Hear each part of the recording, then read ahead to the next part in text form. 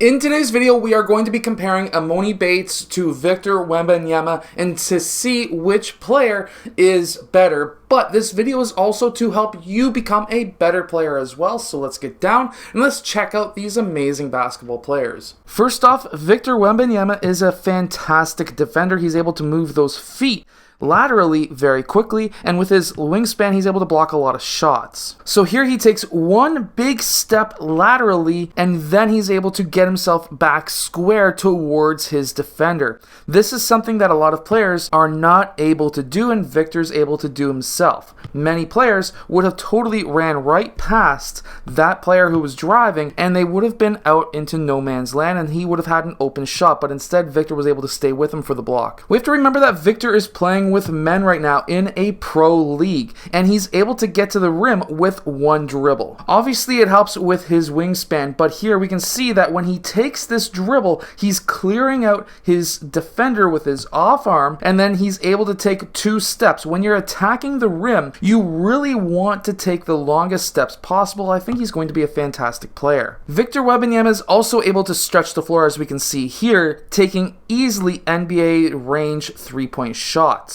When he gets this ball, he's already looking at the rim, scanning the court, seeing what the defense is doing. He then steps in with his right foot, because he's right-handed, to be able to get his right side in line for that shot. He has a nice soft high release. Victor Wembanyama has very quick feet, and he's able to stay with his defender with those quick feet and his wingspan. So when this player tried to drive and to take a step back, Victor Wembanyama took a quick small hop, which allowed him to stay with his man so that he could get that block. After he got that block, he was very smart. He was able to look what he's doing. He is looking at what that ball is doing. Because he has that court vision to be able to try and see what's going on, he's able to leak out because he knows that his team got that ball. He takes one dribble and goes up for a massive dunk. He's going to be a very special player. And just his ability to step into a shot, already knowing what he's going to do before he actually does it. This is something that a lot of young players don't do. Right now he's scanning the court. We can see that right here.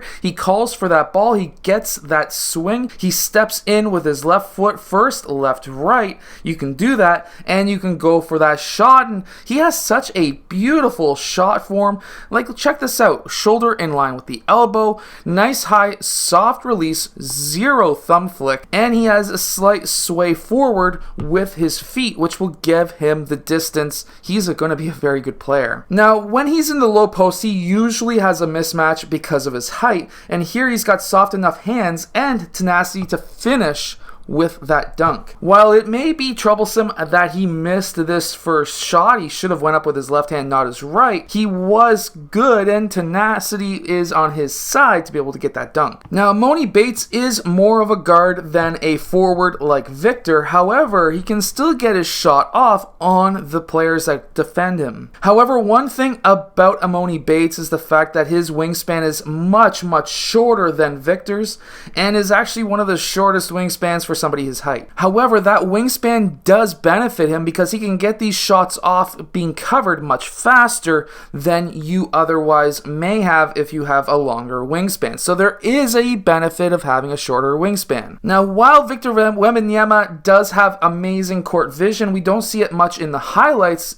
as we do with Emoni Bates. So basically what happened here was Emoni Bates drove baseline. He was able to draw that secondary defender in the 2-3. He had a very smart teammate who cut from the high post down the middle of the key. And that's what you would want to do if you have a player who's driving baseline, because if that middle defender in a 2-3 drops off to try to trap that baseline and this man doesn't rotate over, then you'll have an easy layup. However, for the player driving, if this man rotates down, this would mean he is wide open and you would want to do a hammer pass out to the corner. If you're that corner man and that defender comes out and guards you, extra pass for a 3. Because of Emoni Bates' shorter wingspan, he can actually get some handles pretty crazy on his defenders. So because of his shorter wingspan, he can do these quick stutter steps and high crossover right here, where he can get past his defender much easier. Sometimes a shorter wingspan can be better. We can really see this with the kick out pass, where he can get that shot up much faster than the defender can recover to go out to guard him. We can also see that Emoni Bates really likes this stutter step crossover to be able to really fake out his defenders, and this is a move that you can do.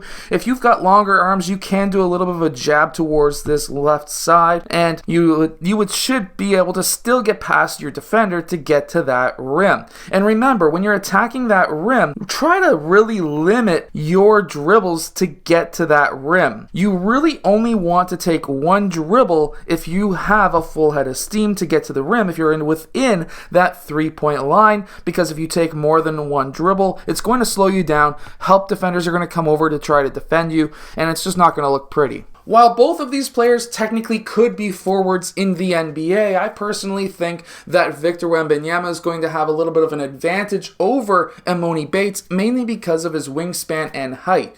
Now, as we can see with Emoni Bates, he knows how to use his shorter wingspan. And this comes to my last point. If you have something that you dislike with your body, guess what? You need to figure out how you can use that to your advantage. With a shorter wingspan, you're going to have a faster shot, and you can do stuff like stutter step crossovers much easier. I hope that you've enjoyed today's video. If you have, hit that like button, subscribe, and I'll see you guys again next time.